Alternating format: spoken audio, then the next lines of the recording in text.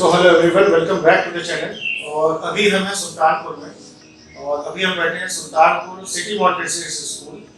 ये है सेनानी विहार कॉलोनी में और सर के साथ बैठे हुए हैं, डायरेक्टर सर के साथ में भी और सर के साथ में भी ये सारी चीज़ें मैनेज करते हैं। ये सारी चीज़ें इन्होंने खड़ी की हैं, तो हम आए हैं सबसे मिलने के लिए। तो sir thank you so much, आपने टाइम दिया। और आपके पास सर आने का हमारा एक दो पर्पस था छोटा सा। हम ये जानना चाहते थे कि सबसे पहले कि इस स्कूल की शुरुआत कैसे हुई, क्योंकि ये सीबीएसई एफिलिएटेड स्कूल है और अब स्कूल खुलना शुरू हो रहे हैं कोविड के बाद, एक साल बाद। सबसे पहले इम्पोर्टेंट तो ये है सर कि इस स्कूल की शुरुआत कैसे हुई। ये स्कूल की शुरुआत ऐसे हुई कि मेरे परदादा का नाम पहले ही स्कूल था। उसके बाद हमने अपनी एजुकेशन कंप्लीट की और ज़मीन इसको लीज पे ली।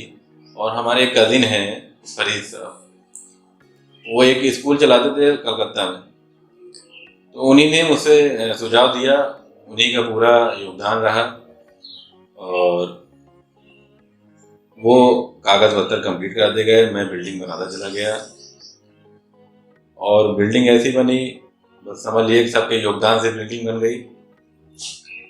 फिर उसके बाद उन्हीं ने सीबीएसई से एफिलिएटेड लिया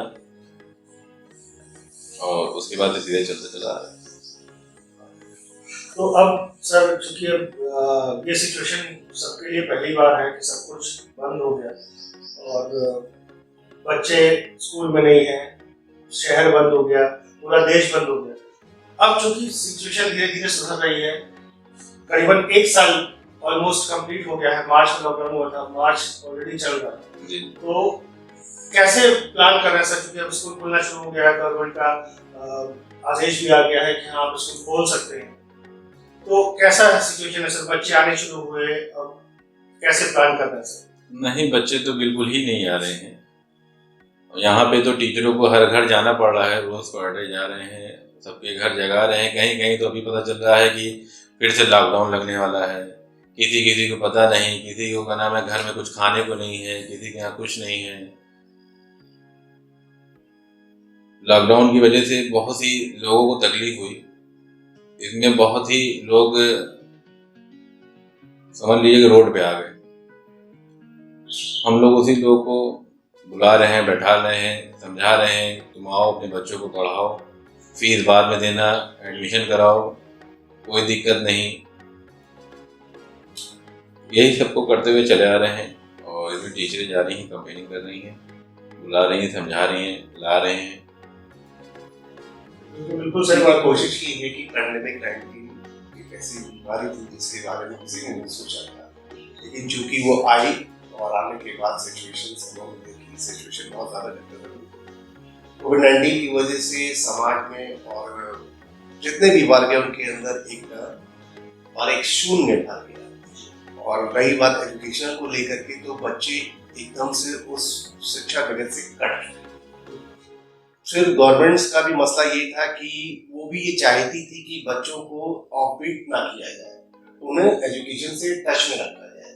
तो उन्होंने प्रपोजल दिया ऑनलाइन सिस्टम को। स्कूल कोविड-19 की वजह से सफर थे, सब बंद थे, ऑनलाइन एजुकेशन स्टार्ट की गई। लेकिन जो पेरेंट्स थे जिनके अंदर एक डर था, वो किसी भी तरीके से ऑनलाइन बच्चों को जोड़ना नहीं चाह रहे थे। लेकिन चूंकि बच्चों के भविष्य का मसला था, उनके फ्यूचर्स को देखना था, तो हम लोगों ने मैनेजर साहब, ओनर साहब ने, डायरेक्टर साहब ने एक मीटिंग करी और बैठ करके डिसाइड किया कि let's start and do something.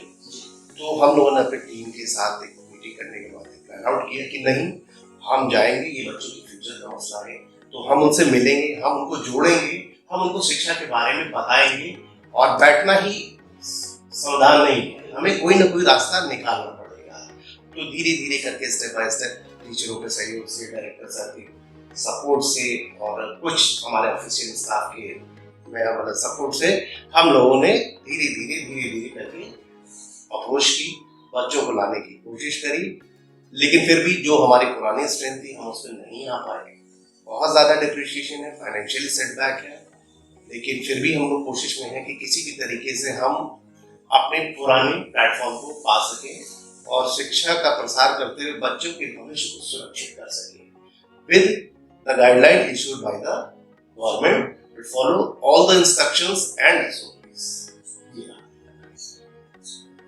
But अब चूंकि सिचुएशन धीरे धीरे नॉर्मल हो रही है तो सारी चीजें खुलनी शुरू हो गई, बट स्कूल ही एक ऐसी जगह है जो पूरी तरह आज भी नहीं खुल पाया है। और अभी इसमें कितना टाइम लगेगा जब तक वैक्सीन, क्योंकि बच्चों के लिए अभी कुछ ऐसा डिक्लेरेशन नहीं है कि बच्चों के लिए कोई वैक्सीन ऐसी है, अभी सीनियर सिटीजन को ऑलरेडी लग रही है, तो मेरे ख्याल से थोड़ा सा टाइम डेफिनेटली इसमें लगेगा। और थोड़ा सा डर डेफिनेटली है, एरिया चूंकि होता है कि बड़े शहरों में थोड़ा सा अवेयरनेस ज़्यादा होती है, थोड़ा सा इंटीरियर में अवेयरनेस की कमी जरूर होती है। बट ये है कि चूंकि आप लोगों ने इतना अच्छा इनिशिएटिव लिया है कि स्पेशली कैंपिंग करा करके इनको बता रहे हैं, हम टीचर्स को भेज रहे हैं, हम अपने स्टाफ को भेज रहे हैं, इवन हम पर्सनली भी विजिट करते हैं और उनको बताते हैं कि कोविड-19 ठीक है, वो बीमारी है, लेकिन हमारी सरकार और हमारे देश के वैज्ञानिक और विदेशों के वैज्ञानिकों के अथक प्रयासों से उन्होंने वैक्सीन को डेवलप किया है। लेकिन चूंकि भारत एक ऐसा देश है जिसकी विशालता अपरंपार है, लेकिन चूंकि साक्षरता दर कम होने के कारण वैक्सीन को लेकर अभी भी जनमानस के अंदर एक भय है और इस भय को जब तक पूरी तरीके से नहीं हटाया जा सकता है तब तक हम पूरी तरीके से आपको एश्योर नहीं कर सकते हैं कि हम एजुकेशनल फील्ड को सही मायनों में अपने उनके स्वर्णिम काल पे वापस लौट सकेंगे जब तक कि डर नहीं होता है। क्योंकि सरकार प्रयास कर रही है वैक्सीनेशन का, लेकिन वैक्सीनेशन अभी सभी वर्गों को सभी जो आपके देश की जनता, देश की पॉपुलेशन को, सभी वर्गों को अभी वैक्सीन नहीं प्रोवाइड है, तो एक डर की वजह से भी हमें कम बैक करने में दिक्कत आएगी। लेकिन फिर भी जैसा कि मोदी जी के अनुसार आपदा में अवसर ढूंढिए, हम लोग ढूंढने का प्रयास कर रहे हैं। लॉकडाउन समस्या नहीं है, लॉकडाउन समाधान नहीं है।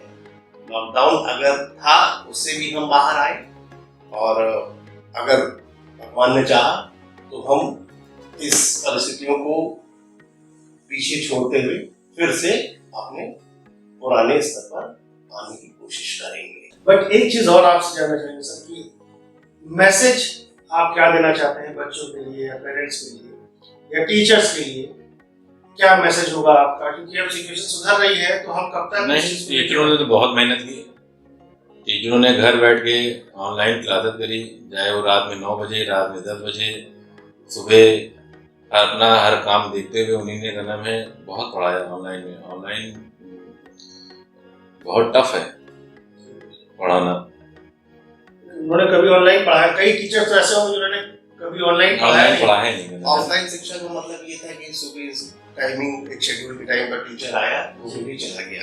ऑनलाइन का हुआ कि उसकी ड्यूटी 24 घंटे हो गई, क्योंकि हमें करना क्या था कि हमें बच्चों के साथ साथ माँ बाप को भी इस बात की सांत्वना देनी थी कि नहीं, आपको आपके लिए शिक्षा का महत्व क्या है।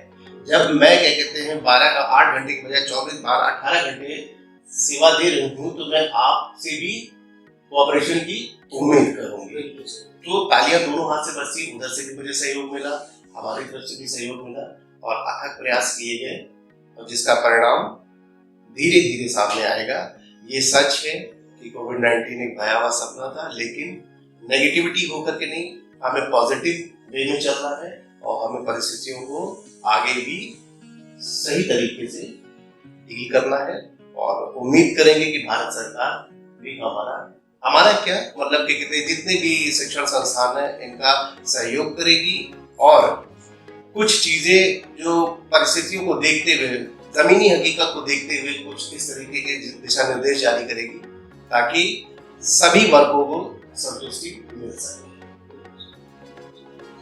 तो sir thank you so much आपके टाइम के लिए, आपने इतने अच्छे से चीज़ों को बताया और हमारी भी दुआ यही है कि जल्दी से चीज़ें नॉर्मल हो और स्कूल वापस अपने पुराने रंग रूप में लौट आए। सो सर थैंक यू आप दोनों का समय देने के लिए। Thank you.